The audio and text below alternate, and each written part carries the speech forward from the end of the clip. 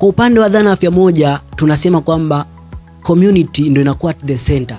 Wataalamu wanatunga sera, lakini zile sera zinamlenga nani? Zinamlenga mwanajamii.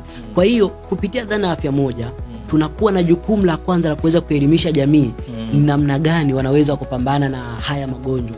Na tunachokitumia sana sana katika kueneza dhana afya moja ni kuendelea kuhamasisha watu kuweza kufahamu maana ya usafi. Tunatumia wash ambao nasema ni water and sanitation hygiene. Hii imekuwa ikionekana kuwa na matokeo chanya, ni kwa sababu kwa mazingira yetu kitu chochote kiweze kuwa safi, maji yanakuwa na mchango mkubwa. Kwa hiyo mchango wa wananchi katika kupambana na magonjwa yanayoambukizwa ni kuweza kuweka mazingira safi. Lakini kitu kingine ambacho tunaiomba jamii au tunayakishia jamii iweze kukifanyia kazi ni swala la mazingira mazuri, au tunasema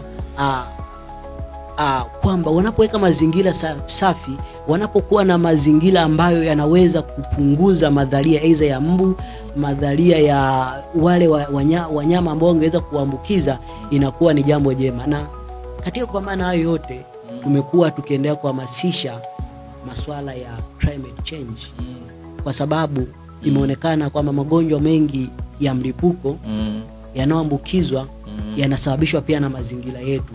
Mabadiliko ya tabia nchi yameonekana kuwa na mchango mkubwa. Ni kwa sababu jamii imekuwa na tabia ya kukata miti.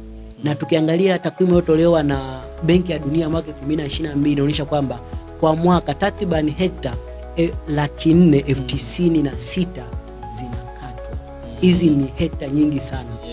Sasa kukata kule kwa zile hekta au kukata kule kwa miti kunasababisha wanyama ambao walikuwa wanazunguka kwenye yale mazingira ya misitu wanakuja karibu na maeneo ya binadamu.